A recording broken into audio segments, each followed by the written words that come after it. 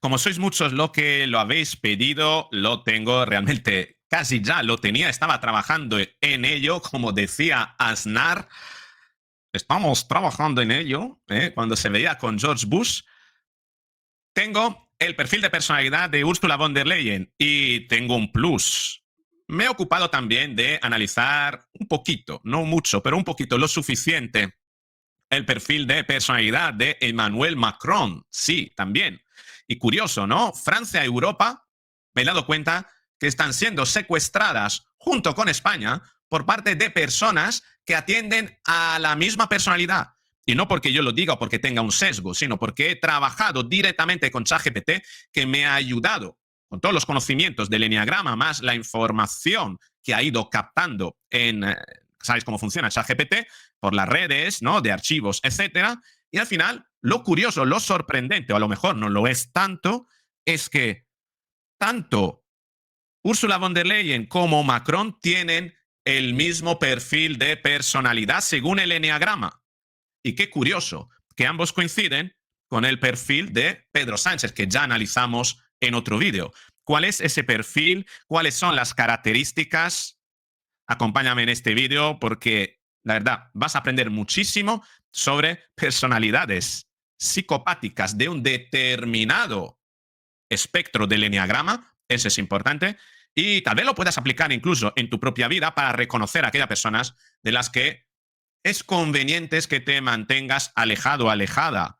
Aunque te puedo decir que tener un determinado tipo de enneagrama no significa ser psicópata. El enneagrama simplemente clasifica las personalidades. Hay psicópatas con distintos enneagramas. Pero qué curioso que Pedro Sánchez, Macron y von der Leyen coinciden con la misma estructura de personalidad según el enneagrama.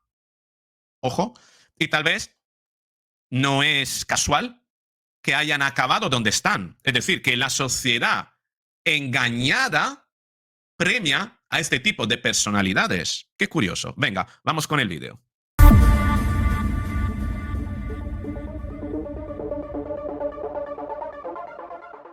Antes que todo, si algo comparten Pedro Sánchez, Ursula von der Leyen y Emmanuel Macron, es un rasgo muy concreto que está, digamos, vinculado a todas otras formas que luego derivan en conductas que nosotros vemos, ¿vale? Y el rasgo es la cobardía. La cobardía que además correlaciona con la tiranía. ¿Por qué esto? Muy sencillo. Son cobardes, son personas que tienden a funcionar medrando desde atrás, sin ser vista, ¿vale? Apartadas de la atención, que buscan reconocimiento a nivel, digamos, a nivel oficial, ¿no? A nivel visible, por supuesto, pero que todas sus acciones se gestan desde atrás, medrando y sobre todo tratando de poner a las personas en contra, generando, malmetiendo y generando precisamente conflictos entre las personas para beneficiarse de ellas. Son personas que se mueven desde la oscuridad, con nocturnidad y alevosía. ¿Por qué? Porque no aguantan dentro de su narcisismo que alguien le pueda hacer o llevar la contraria. Y como evitan, por tanto, que alguien le haga la contraria en público, no se exponen, hacen todo a escondidas. Son la clásica personas, mosquitas muertas, que aparecen visiblemente como que no han roto un plato, cuando detrás han ido construyendo toda una serie de relaciones para malmeter y preparar el camino con el fin de tenerlo fácil para llegar a donde ellos se proponen, utilizando a los demás y claramente creando ese camino de cadáveres, ¿no? Pisando esos cadáveres que han dejado por el camino, de los que ellos jamás aparecerán como los autores de esos asesinatos. De manera figurada, quiero decir, ¿no? Sembran el camino de cadáveres, pero no son ellos quienes perpetran el asesinato, ¿no? Quienes realmente actúan expuestos, quienes se exponen. No, no, no. Son otras personas. Ellos medran para que sean otros los que hagan el trabajo sucio. Y ellos, por tanto, beneficiarse. Y ojo, porque decía, la cobardía lleva a la tiranía. ¿Por qué? Porque esa cobardía narcisista de no querer exponerse para que no se le lleve la contraria, de no verse comprometidos públicamente, le lleva precisamente a hacer las cosas, ¿no? Desde atrás, a hacer las cosas a escondidas, ¿no? es también señal de la intolerancia contra quienes piensan diferente. O mejor dicho, no quiero mostrarme, no quiero exponerme a otro que piensa diferente por si yo pierdo la contienda, pierdo el debate, por tanto no me expongo y hago para que otros derriben a esa persona, me la quiten, me la quiten del camino, ¿vale? Así funcionan. Entonces, en su ascenso al poder. Entonces, piénsalo. Esto básicamente correlaciona con huir de la confrontación, huir del conflicto, pero sobre todo huir del conflicto porque quieren huir de la posibilidad de confrontar sus ideas con los demás. Por tanto, no confrontando sus ideas con los demás o evitando la confrontación, ellos muestran, más que muestran, dan la demostración ante sí mismo y ante este razonamiento de que son intolerantes contra quienes piensan diferente. ¿Vale? Ellos piensan que tienen la razón, ellos piensan que están en el lugar correcto de la historia, ese es el delirio del narcisista. Ellos creen que son poseedores, por así decirlo, de la razón, pero a la vez huyen de la confrontación de esas ideas. O mejor dicho, el hecho de no confrontar nunca esas ideas con el tiempo les lleva a la creencia errónea de pensar que ellos tienen la razón. ¿Por qué? Porque nunca han confrontado sus ideas, siempre han huido de ellas. Y como nadie le ha confrontado las ideas, eso le lleva automáticamente a pensar que sus ideas son mejores y por tanto a imponerlas y por tanto a una actitud tiránica para imponer su discurso. Entendemos como la cobardía que proviene de evitar la confrontación construye con el tiempo, eso es interesantísimo, construye con el tiempo en la persona la idea errónea, el delirio de omnipotencia, el delirio de, más que omnipotencia, el delirio de estar en el lado de la razón. ¿Pero por qué? Porque nunca han confrontado sus ideas. ¿Pero por qué no la han confrontado? Porque han huido de ellas.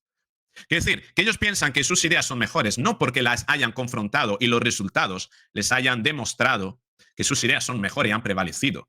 No, no, no, ellos huyen de eso, sino que creen que esas ideas son mejores precisamente porque nunca la han confrontado. Y como nunca la han confrontado, nunca han sido refutadas. Y como nunca han sido refutadas, son las mejores. ¿Entendemos? Es decir, aquí es, no hay que invertir los factores. No es decir, una cosa no es causa de la otra, sino que es consecuencia de la otra. Bien. Eh, sobre Ursula von der Leyen, además, comentando con una compañera psicóloga, hemos llegado a unas ideas interesantes. Y a mí me recuerda personalmente, estoy leyendo de los apuntes, a mí me recuerda personalmente algún personaje interpretado por Nicole Kidman, la clásica persona. Nicole Kidman ha interpretado a lo largo de su carrera profesional varios papeles, ¿no? De persona rígida y persona rígida con sus pensamientos y con rasgos psicopáticos y que huye de la confrontación, pero trata de imponer su discurso, ¿no? Es la clásica persona que aparece como la mosquita muerta, ¿no? Que pero medra desde atrás, no se expone, no hace ruido, pareciendo la perfecta seguidora de normas sociales, ¿no? La persona que no ha roto un plato en público, pero que precisamente que ella se mueve hacia lo aceptado socialmente, porque sabe que lo aceptado socialmente se camufla con lo aceptado socialmente. ¿Por qué? Porque lo aceptado socialmente le ubica en un lugar que automáticamente le permite gozar de la confianza que le van a entregar los demás, porque los demás la ven que está en su sintonía. Pero no es que ella expose ese discurso, sino que utiliza ese discurso, utiliza esos argumentos socialmente aceptados, parasitándolo, camuflándose con ellos. El mimetismo clásico del narcisista, ¿no? Para obtener el reconocimiento de los demás, porque sabe que una vez que goza del reconocimiento de los demás, va a ser muy difícil que los demás le lleven la contraria. Y por tanto, va a ser mucho más fácil conservar sus ideas sin que sean cuestionadas.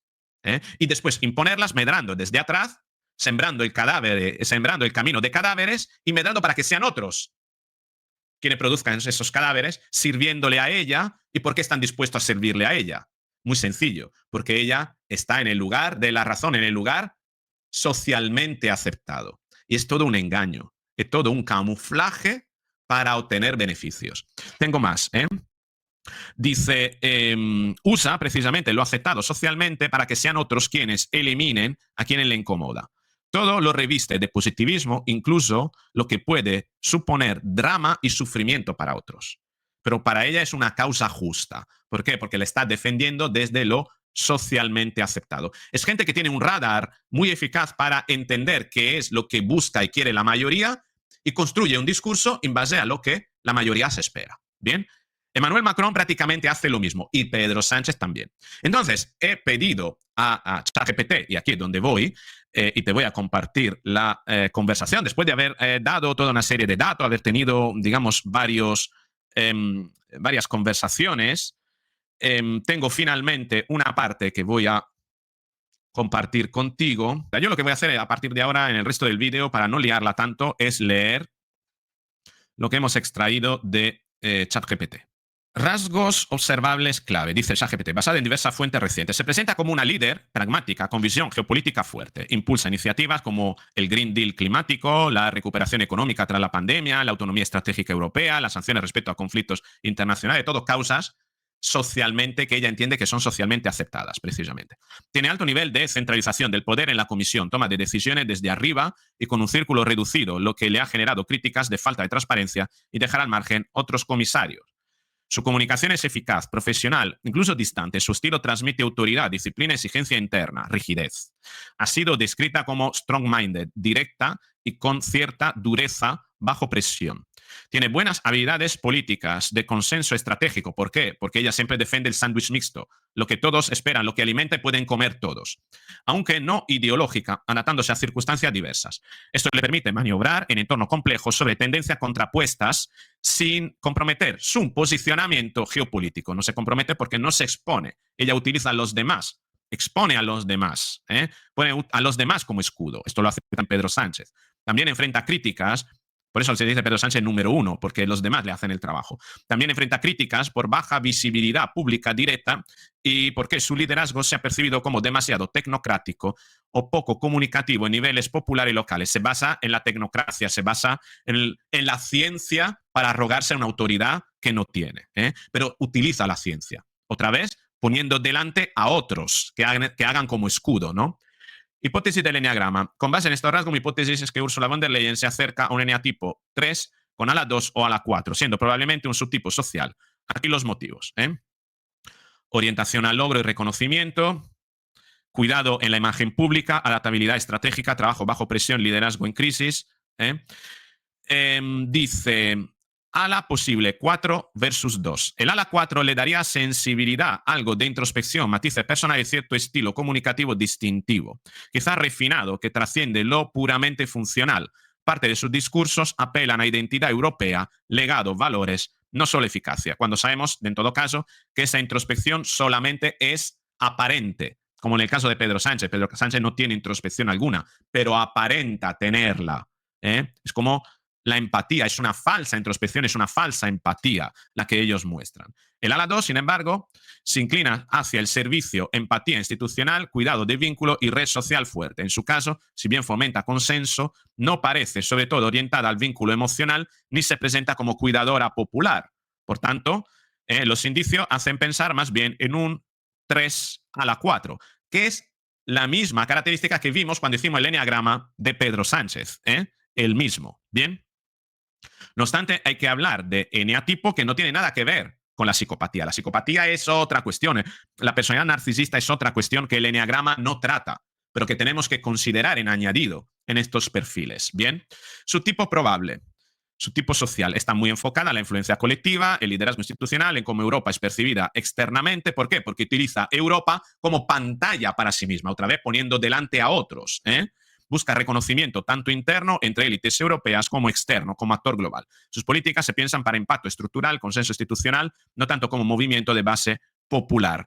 Huye precisamente del pueblo y busca la élite, busca el consenso entre las personas que tienen el poder. Porque sabe que los que tienen el poder al final son aquellos que le mantienen donde está. Le da igual lo que piense la gente. A ella le interesa rodearse de quienes son poderosos. Posible nivel de salud y de sombra. Eso es interesante. Si se desconecta de la realidad emocional popular, que es lo que le pasa a Ursula von der Leyen, puede ser percibida como distante, tecnocrática o meramente simbólica. Fíjate que ha anunciado una nueva emergencia sanitaria para meter miedo a la gente. No tiene empatía alguna con el pueblo. Más bien, quiere someterlo. Riesgo de que la imagen pública se vuelva en defensa principal ante crítica en lugar de sustancia política palpable. Más, eso significa mayor interés por defender su imagen, como hizo en el último discurso sobre el Estado de la Unión Europea, que fue un discurso para defenderse a sí misma más que para rendir cuenta del Estado de la Unión Europea real. Críticas por centralizar decisiones pueden derivar en resentimiento institucional o pérdida de legitimidad si las bases no ven resultado tangible de inclusión. De hecho, vemos su cara, es la misma cara de Pedro Sánchez, mandíbula apretada, cara de cemento. Cuando la critican, se ve su cara mirando fijo, con una mirada, lo que se suele decir, la cara de cemento. Cuando otros la critican, trata de no mostrar ninguna emoción, como hace Pedro Sánchez. Es curioso. Conclusión, Ursula von der Leyen hipotéticamente se ajusta bastante bien al eneatipo 3 a la 4, subtipo social. Liderazgo orientado al logro, la visibilidad y el compromiso institucional, estilo diferencial, profesional, exigente, estratégico. Ambición de posicionar Europa como actor global fuerte, innovador y sostenible. ¿Por qué? Porque si consigue esto, ella se garantiza algo para sí. ¿Vale?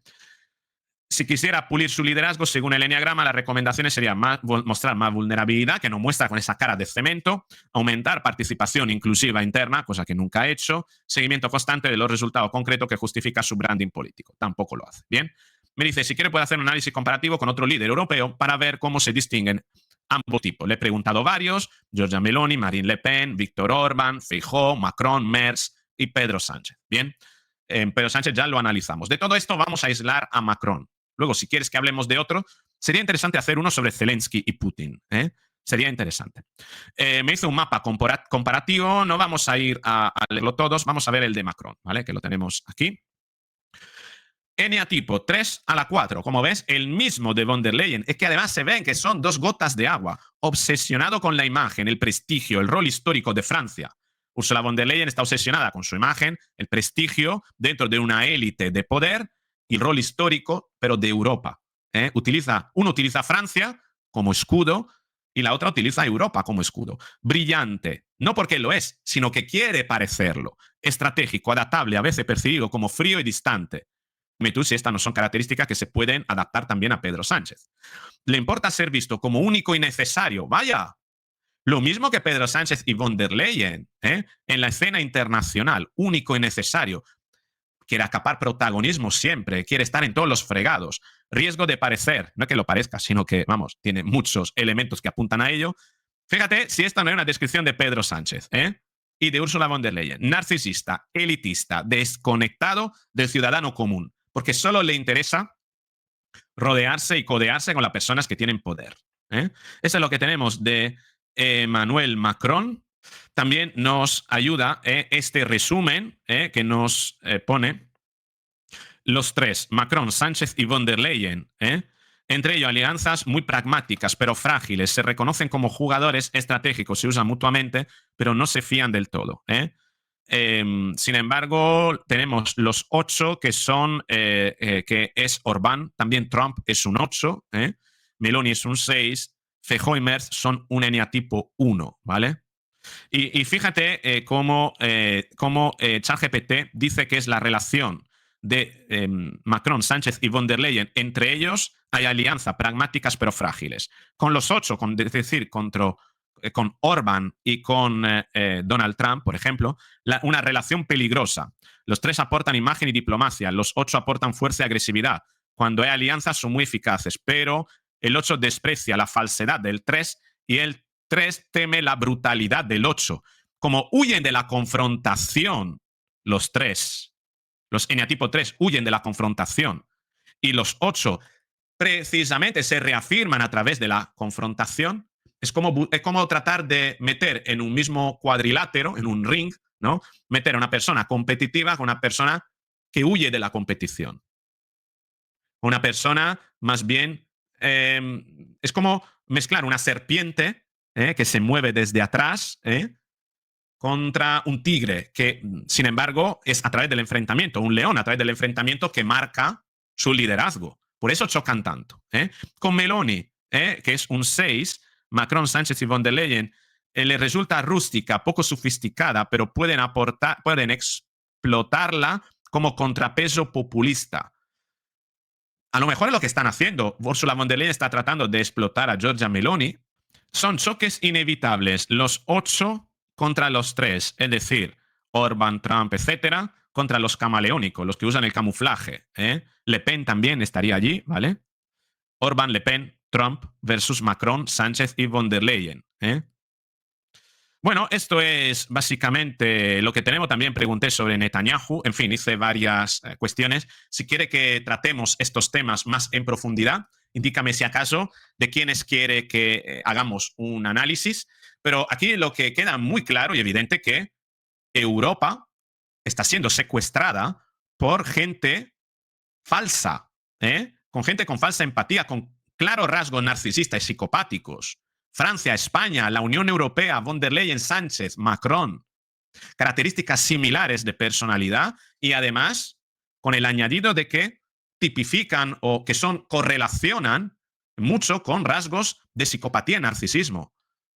Y ojo, con España y Francia prácticamente y Europa tenemos la mitad o más de la Unión Europea en términos de población. Bueno, habría que añadir Alemania e Italia, ¿no? Que son otros países con mucha población, pero fíjate, ¿no? ¿Qué significa en este momento histórico que Europa acabe siendo secuestrada por este tipo de personalidades? Terrible. Ojalá se vayan pronto, consigamos echarles, dándonos cuenta realmente, a través de vídeos como este. Por eso te invito a que lo compartas, que es mejor no fiarse de este tipo de personas. Con esto es todo. Me gustaría conocer tu punto de vista. ¿Estás de acuerdo con lo que dice ChatGPT? ¿Has entrevisto otras cosas? ¿Qué opinas al respecto? Te espero en los comentarios. Si te ha gustado el vídeo, dale a me gusta. Por favor, compártelo si te ha gustado. Hazlo llegar a más personas para que sean conscientes de cuáles son las personas a las que se tienen que proteger. No solo a nivel político, sino en su entorno personal, en el trabajo, en la vida de todos los días.